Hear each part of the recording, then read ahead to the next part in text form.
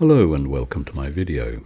First of all, I think I should apologise. It's been 2 months since I put up a video. I've been quite busy, lots of book design work that I'm on at the moment, and just generally life getting in the way. But also teaching. I've been teaching all this year. I think I'm up to about 27 different people, and each of those people gets a week, 4 hours a day, usually in the afternoons, and so yes, that's taken up quite a lot of time through the year. Plus, also when I finish teaching the person, then I have to organise sending them their paintings and also get back to designing books. So it's quite busy. A little word or two though about next year. By the way, let me just give you a quick heads up on what's going on here. Basically, I'm using sap green, red ochre, my usual colours, and you'll notice there that I'm pointing at things. I'm not actually talking to myself here. It's videoed while I was teaching some people. And anyway, yes, so this year I've been teaching people mostly, well, pretty well on a one-to-one basis, apart from the few people that have come here in pairs. Next year it's going to be slightly different. Now I'm already getting bookings, so if you want to come here, please contact me. All the details will be below in the box underneath this video. I have a venue in the first week of June at a very nice country house here in France, which will include everything from painting to food and obviously somewhere to sleep. The whole shebang. And I've got one of those organised for next year, as I said. But I think what I want to do is to organise some more. Ideally, I'd like to do 4 during the year, because it's probably going to be less tiring. When you teach someone on a one-to-one for 4 hours, and it sometimes goes to 5, but I'm quite flexible like that, every day for 5 days, and then after they leave you have to get back to your normal work, and then the following morning I'm on my normal work, and then in the afternoon I'm teaching again. It is quite tiring. So I've figured that maybe a group would be better. Even though it's a whole day, it means that I can just take a week out of my my schedule and just concentrate on teaching and not worry about anything else. So anyway, I figured 4 would be a good number to get started. So I'm looking into that, and if you're interested, please let me know. I'll put a link in the box below to show you where these venues are taking place, so long as they're, I don't know, maybe they'll all be in the same place. I'm not sure yet, depends. But as and when new places crop up, I'll let you know. So anyway, I'm rambling on a bit. This is a painting of, guess what? Well, there you got it. First guess, a tree. However, let me just put in a few little comments here about this tree and this painting. First thing is, I'm painting this on canvas. I haven't used canvas for quite a long time. I've been painting on plywood, gessoed plywood. But I was wandering around the art store the other day, and there was this canvas sitting there, and it was calling to me, and it was saying, please take me home and paint all over me. So I did, and here it is. And it's quite an interesting experience after painting on wood. It's actually slightly harder work, because obviously canvas has quite a deep grain, and the paint, when you put it on the surface, does sink into the grain quite a lot. So it takes an extra bit of wiping to get it out. If you want to wipe back, as I'm doing there, if you want to wipe back to the surface of the canvas, you have to use extra oil on your paper to get through the get back to the white. Anyway, so in this painting, I think I only used 2 brushes. I use this great big thing that I've got here, which is just a cheap decorating brush. And the beauty of these brushes is that it gives you several brushes in one. It gives you both sides of the flat surface, it gives you the corners, and it gives you the ends and the tip. So in fact, you're getting five or six brushes in one brush. And of course, paper towel. And this is something that I've done on paintings, well, since college days, way back in the last century, way back in the late 60s and early 70s. Although we didn't use paper towels so much then, we used lots of rags and stuff like that, and turpentine, which, as you must know by now, I really don't like turpentine, apart from the disgusting smell. There is a saying about turpentine, and that is that if you're not allergic to it, you will be. One day it'll get you. It's vile stuff, and it stinks. And in fact, if you buy the stuff that has no smell, always remember this: it may not smell, but it's still there. The fumes are still there; they just don't smell. So who knows what it's doing to you? So yeah, I never use turpentine, and this is just plain old linseed oil with a little bit of a drying agent in it. Sometimes I add a drying agent, sometimes I don't. It just depends on my mood, really. There's no deep and meaningful reason why I would use it or not. Now, this painting, back to the painting. So as you can see, we're at 7.5 minutes, and it's sort of taking shape. However, what I should say is that when I'm painting a landscape, when I put my first marks on the surface, I'm not actually thinking that I'm going to paint a tree, I'm going to paint a bush, I'm going to paint the grass in the foreground, or this is going to be a sky. It's just shapes and tone. Now, doing this takes away any anguish that you may have, any painting trauma that you may have, like what am I going to paint? How will I do this? How will I do that?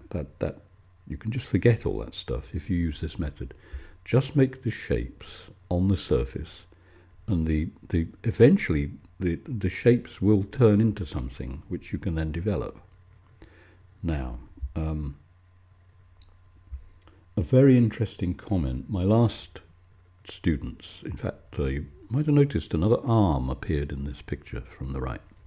This is a delightful couple that I was teaching from Germany, and he said something very interesting to me, because when I teach, I try to really drum into the person that this is actually easy. It's not difficult, it's easy.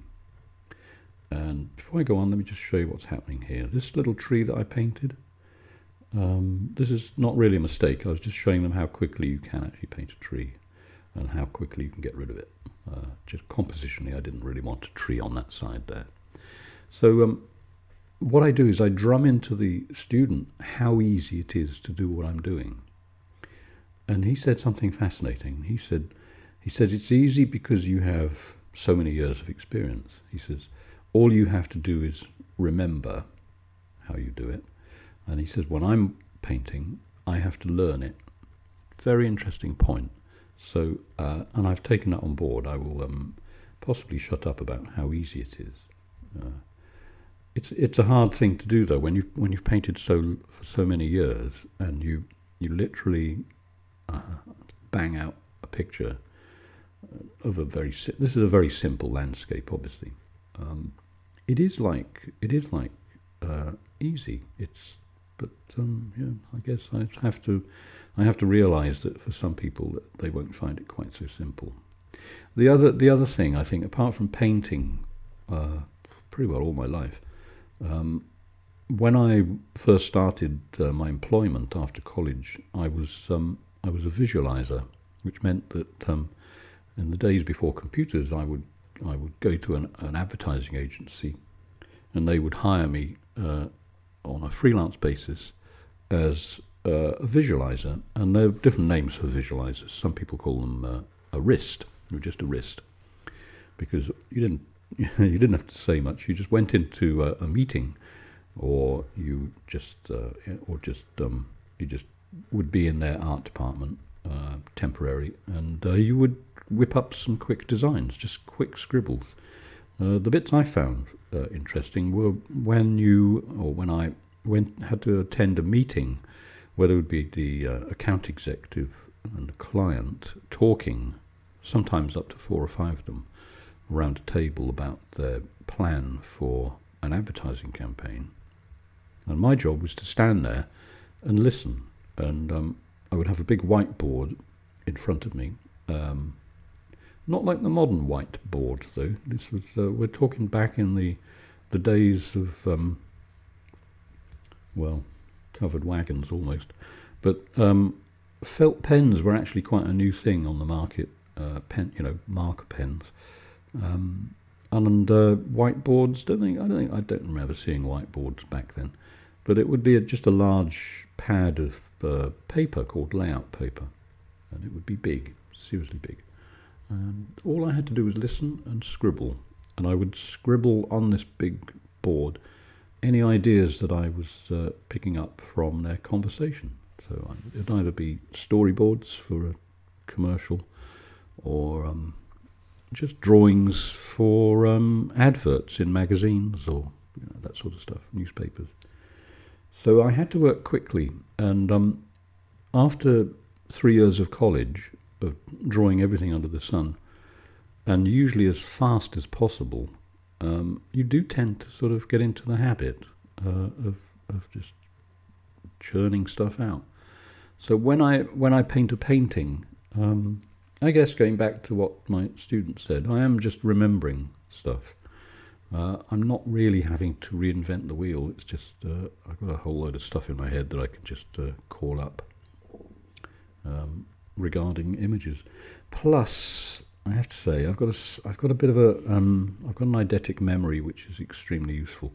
It means that if I'm driving around somewhere, I think I might have mentioned this in another video. All I need to do is, if I see a view that I like, I just get out the car and stand there and stare at it for about 3 minutes. Once I've done that, it's in my head for good, and I can't get rid of it. It's just stuck there.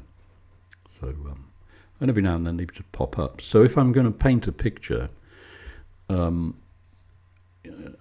never fret the night before, or if I'm teaching. I mean, here's a thought for you. Imagine you're teaching, like this month. I've already had 2 students. I've got someone starting tomorrow. When they finished, I've got someone else the following week, and someone else the following week after that, and then just one more in December. So I'm having to figure out what I'm going to paint for people when they come here. My lessons usually consist of the first day is what I call the brainwashing day. The person comes here, I paint a picture for them just to show them how to do it, to get them in the mood. And I tell them every single thing I'm doing. That's why I'm doing all this hand waggling around at the moment, that you can probably see there. I just tell them every single possible thing that they might need to know. And I'm aware that they may not take it all on board on the first day. So I repeat this through the week, and I just drone on. My goodness, I talk. Anyway, yes, where was I? I've lost myself. So anyway, I don't fret the night before about what I will paint for my student. I don't even think about it as I go and meet them. I usually meet people in the village here because it's rural France. To tell them how to get to the house would be a complete waste of time. It's quite difficult to find, but I usually meet them in the local village, and then they follow me back here. But I'm not even thinking up to the point where I pick up the brush to start showing them how to paint. I don't ever get into a state over that, or what's that word? A paddy. I know I don't get in a paddy over it. I wonder where that comes from. So until I actually start putting paint on the board, I have no idea what I'm going to do, really. And that takes away the stress, because something always pops up. If you use this method, just make a mess on your surface. Whatever you're painting on, make a mess and extract from the mess the things that will make the brain think it's looking at a landscape. Here you can see, okay, here's something. I painted a tree. It's obviously a tree. The sky is green at the moment. Don't worry about that bit of green in the sky. That'll go away. It's just very, very thin paint with a lot of oil. So that this is just to help with the tonal structure. And in fact, I'm putting a few twigs and branches on the tree, really to show the student about how you can do this without taking any, not too much time and trouble, and don't get bogged down in detail. It's just not worth it yet, because everything in this painting will change. So this is all done with one brush at the moment. This is, I think it's a 70mm hardware store brush. Now in inches, I don't know, it looks like about 2 or 3 inches. It's incredible what you can do with a brush that big. As they say, it's not the brush, it's the person holding it that gets the effect. Even those thin tree trunks that are next to the main batch of tree trunks in the middle there, those thin ones are done with the same brush. I do use a very thin brush later called a rigger, which just to add a few highlights to them, but nothing much else than that. I'm working around the edge of the tree. There is a danger when people paint trees that it will look like a giant lollipop sticking in the ground, and admittedly there are some trees that look like that. I was driving the other day, and I almost got out to take a photograph to show you guys, but it was a lollipop tree in the middle of nowhere, surrounded by other completely wild trees. It hadn't been doctored in any way. It was just a tree growing somewhere, but it looked like a giant lollipop. So I thought, well, if ever you paint that sort of tree and somebody looks at your picture and says, hang on a minute, that looks ridiculous, it looks like a giant lollipop, then you just show them the photograph and case closed. So, but I like the edges of my trees to not have a lollipopish look. I like it to look wild and free. And also, I'm adding texture with paper towels as I go. I don't do every one bit of a painting in one go. In other words, I won't completely paint the entire tree in one go. I'll do a bit on the tree. And as you can see, I've moved over a bit and I'm working a little bit on the sky between the trees that are running along on the right hand side. And it's just I'm just taking away paint here so that when I apply the highlights in the sky, they won't mix too much with the tone that is already in the sky. I have had people ask me why I use the colours that I do. For instance, it's red ochre, sap green. In fact, that's all that's in this painting at the moment. It's just that, red ochre and sap green. There's nothing else in there. The reason I do that is because if you go out and if you look at nature, go out and look at some trees. This is not a sunny day painting, by the way. This is a sort of evening, slightly autumnal type of painting. These are the colours you'll see. Tree green is not just bright green. Green has to contain a certain amount of brown in it, and otherwise it just doesn't look natural. I don't know how to explain it really. The only way to explain it is say, well, look at it. Does it look wrong or does it look right? If it looks right, that's fine. Mind you, having said that, you could paint a picture that's just all brown and a monotone picture. So it doesn't really matter. It's up to the painter. You're creating a little bit of your own little world, so you get the final say in what the colours are. Which brings me to paintings that are over detailed. I still struggle to figure out why anyone would want complete detail in a painting. because when we go out and we walk around in the countryside and we look at landscape, we don't see everything. We see an impression of the world before us. You may scan the horizon from right to left and look at it, and you'll take in the feeling of the landscape and the beauty of the landscape. You're not looking at every leaf. That's I have some views about highly detailed paintings, which I know if I express them too much, I'll probably lose followers, but it doesn't really matter, I suppose. I just don't see the point in over-detailing. And as you can see at the top now, I'm changing the sky a little bit. I've already added some white between the trees at the bottom, and I'm adding carmine, which is quite a nice colour. It's one of those colours that doesn't really, well, it doesn't. You don't need a lot of paint. A tiny amount. I mean, for what you're going to see in this painting at the end, the amount of carmine that I used is probably the size of a pea. Tiny, absolutely small, micro blob of paint. Compared to the other colours I use, I tend to describe the amount of colour I use in what I think is hopefully quite humorous ways. When people get here and they actually paint their own picture, they say how much sap green should I put on the palette, and how much red ochre, and sometimes my answer is the size of 2 caterpillars that you wouldn't want to touch because it gives you the creeps. So they're quite large lumps of paint, but the carmine is minute because it just goes so far. Quite a few years ago, I had a tube of another colour that is quite hard to get rid of, is alizarin crimson. And I remember a teacher at college telling me that when you buy your colours, he said, when you get alizarin crimson, he says 1 tube will last you 20 years. You don't need much. I'm not sure whether he was joking, but it stuck in my head. And strangely enough, 1 tube I had did last me many years. I lost count. I had better things to do than count how many years, but it did last a long time. Definitely over 10 years.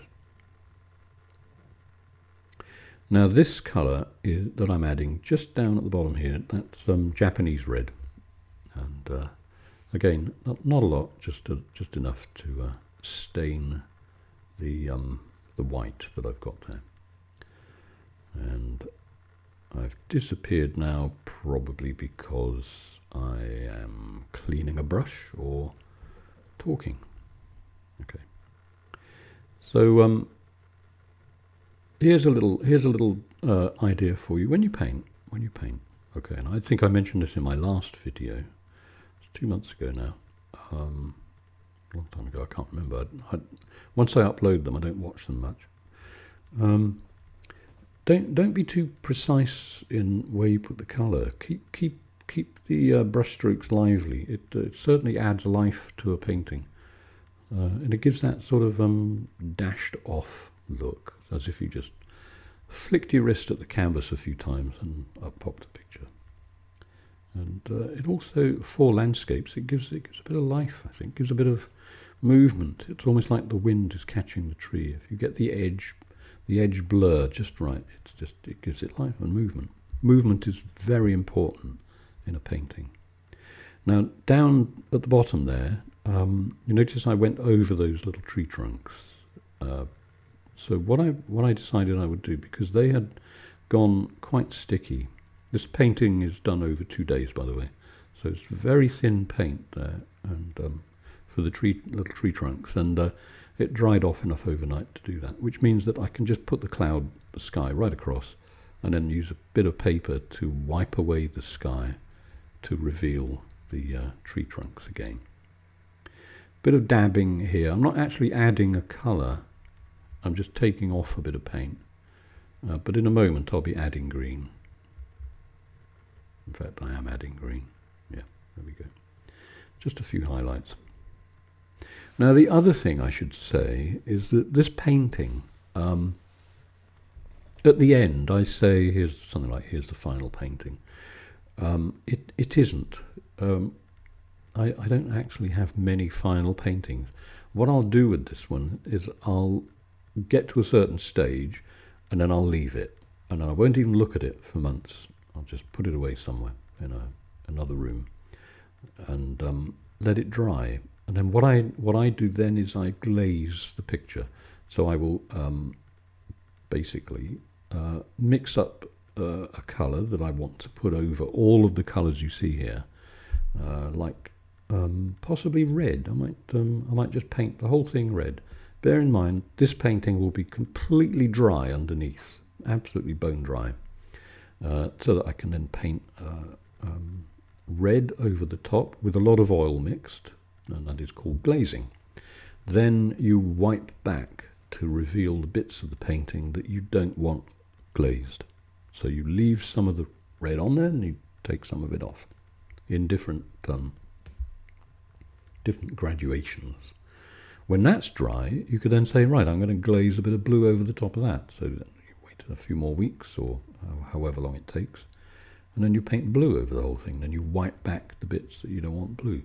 I do have a video where I show you how to do this, and there are several really good YouTubes that cover glazing, which you can go and look for yourself.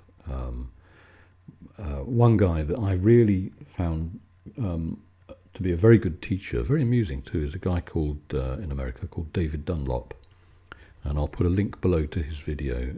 He explains it very well, and I will make another video of this painting when it's dry to show you how I add the glazing, and so that's something to look forward to. What else was I going to say? A couple of comments, yes, a few things about, I'd like to say, first of all, thank you for those of you who do comment on my videos. It's actually very important to me to get feedback. I like to hear what you've got to say, but as YouTube says, be respectful, don't be rude. If you're a troll, I won't respond, so don't waste your time, and quite frankly, I don't think anyone's interested. So just move on. There has to be something more in your life than just leaving insults. And however, I have to also say, in the world of trolldom, I've only had about 4 people that I've had to ban from my channel, and which I think is not bad. But yeah, get a life, move on. Generally, all the comments have been really positive. So again, thank you for leaving comments. I do appreciate it, and I do read all comments, and I will acknowledge you. If for some reason I don't, it's because sometimes YouTube doesn't tell me that people have made comments, which is a little bit remiss of them. Sometimes I will scroll through my videos just for a quick look, and I'll notice that there's something that I just haven't seen, and it's because I haven't been told. I just don't get the notifications. Anyway, so yeah, and if you've got any questions for me, ask away. I'll answer them to the best of my ability. Sometimes I won't know the answer, and if I don't, I'll tell you. What else do I need to tell you? Can't think of anything else.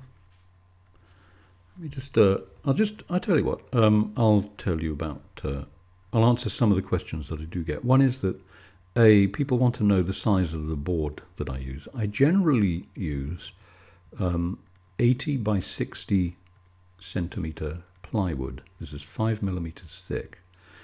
The dimensions in inches, I should know, because I'm inches.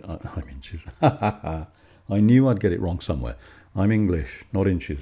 I used inches for years, but of course, being a designer, designers do in England always tended to use millimeters. But 5 millimeters is, I don't know, just over 1/8 of an inch, I suppose, for thickness. When you apply the gesso to the board, The first thing I do is, okay, I sand the board, very light sanding, just to get any bumps off. Then I apply gesso and I leave it to dry. And the board will often warp and bend. Don't worry about it. It will flatten out. Don't put it on a radiator. Don't put it near a heater to try and dry it faster. Just let it dry in its own time. Then I sand it again, very lightly again, and then I will add another coat of gesso. Don't forget to wipe the dust off. So I will do that 2 times, and then the third time I will just apply the last coat of gesso, but I won't sand it, just so that everything's reasonably flat, but it's got a slight tooth in the surface.